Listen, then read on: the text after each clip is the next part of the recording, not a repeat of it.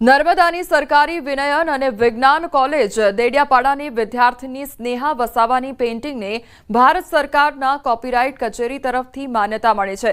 દેડિયાપાડાની વિદ્યાર્થીનીએ છાણ માટીથી લીપણ કરી ચોખાના લોટથી ચિત્ર બનાવ્યું। Journey to the moon Chandrayaan 3 in Warli આર્ટને ભારત સરકારના કોપીરાઇટ કચેરી તરફથી માન્યતા મળતા ખુશીની લાગણી વ્યક્ત કરી છે। આ પેઇન્ટિંગમાં પરંપરાગત વારલી આર્ટ શૈલીનો ઉપયોગ કરી ચંદ્રયાન 3 મિશન અને ભારતના વૈજ્ઞાનિક પ્રયાસોને પ્રતિબિંબિત કરવામાં આવ્યું છે। ખાસિયત એ છે કે આ કલાકૃતિ કેનવાસ બોર્ડ પર છાણથી લીપેલી અને રંગોની જગ્યાએ ચોખાના લોટ વડે તૈયાર કરવામાં આવી છે। ચિત્રની ખાસિયત એ છે કે સર એમાં મેં કલરનો યુઝ નથી કર્યો। એ મેં આખું છે ને લાલ માટી અને છાણનો લેપ બનાવીને ગાળીને પછી એનું લેપ કર્યું છે મેં કેનવાસ પર અને પછી ચોખાનો લોટ તેમાં મેં આખું ગુંદર અને પાણીના મિશ્રણથી લેપ બનાવ્યો છે જેનાથી હું ડ્રો કરી શકું। તે પછી એવી રીતે મેં વ્હાઇટ કલરથી આખું બધું વાલી મેં દોરેલું છે। મારા ચિત્રની આ આખી ખાસિયત છે। કોપીરાઇટ મળવાથી મને ખૂબ આનંદ મળ્યો છે અને એ બધી પ્રેરણા મને મારા કોલેજ પરિવાર તરફથી મને મળી છે। તે બદલ હું મારા કોલેજ શાળા પરિવારનો ખૂબ આભાર વ્યક્ત કરું છું। જે વારલી કરવાનું જે ચિત્ર બનાવવાની જે રીત છે એ બધાથી અલગ હતી અને એમનું ચિત્ર જે એમણે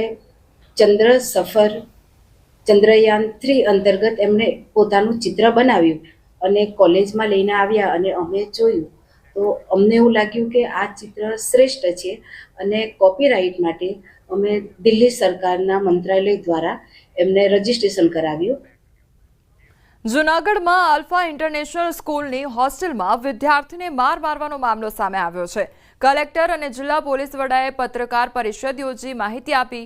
રમતગમત બાબતે વિદ્યાર્થીઓ વચ્ચે તકરાર થઈ હતી। વાત કરીએ હોસ્ટેલની તો તેને રહેણાંક હેતુથી મંજૂરી મળી હતી પરંતુ તેનો કોમર્શિયલ યુઝ કરાતો હતો જેને લઈ શરત ભંગ કાર્યવાહી થશે અને બાંધકામ માટેની મંજૂરીમાં પણ ગેરરીતિ જોવા મળી તો હોસ્ટેલમાં રહેતા બાળકોની સુરક્ષાને ધ્યાનમાં રાખી ટૂંક સમયમાં જ એસઓપી જાહેર કરવામાં આવશે। આવી ઘટનાનું પુનરાવર્તન ન થાય જેને લઈ તમામ હોસ્ટેલમાં તમામ જે કામગીરી છે તે કરવામાં આવશે। હોસ્ટેલ સંચાલકે માહિતી છુપાવવાનો પ્રયાસ કર્યો હતો।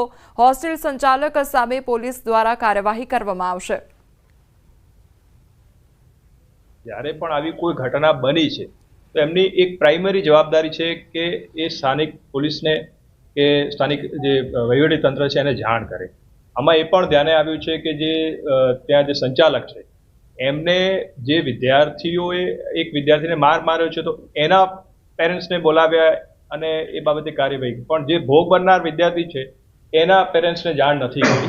એના પેરેન્ટ્સ સાથે મારે પણ રૂબરૂ મુલાકાત થઈ છે એટલે ક્યાંક ને ક્યાંક એમને આ માહિતી જે છુપાવવાનો પ્રયાસ કર્યો છે તો એના માટે પોલીસે એના માટે જરૂરી કાર્યવાહી કરેલું છે એટલે જાહેરનામા ભંગનો ગુનો દાખલ કરવાનો છે।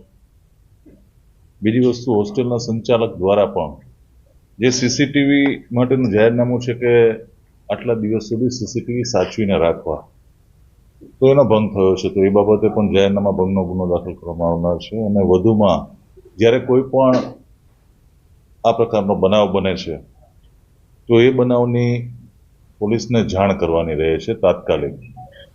એ વાયોલેશન થયેલ છે તો એ પણ BNS કલમ 211B મુજબ પોલીસ કાર્યવાહી કરનાર છે કમિટીના રિપોર્ટના અંતે।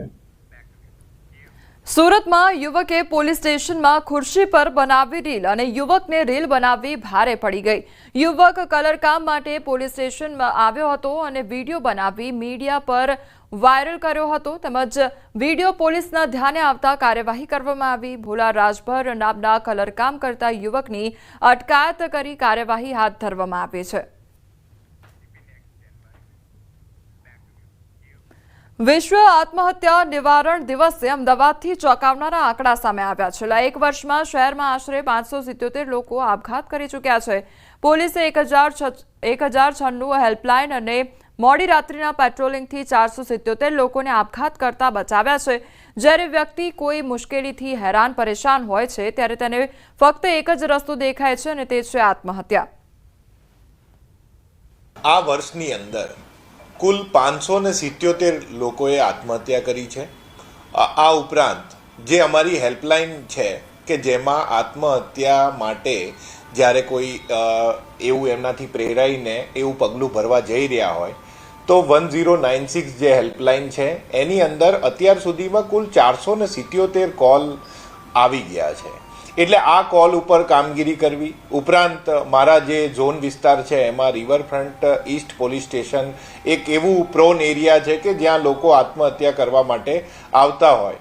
છેલ્લા 6 મહિનાની અંદર અમે 15થી વધારે લોકોના જીવ જે અમારા સતત પેટ્રોલિંગ દ્વારા બચાવેલા છે.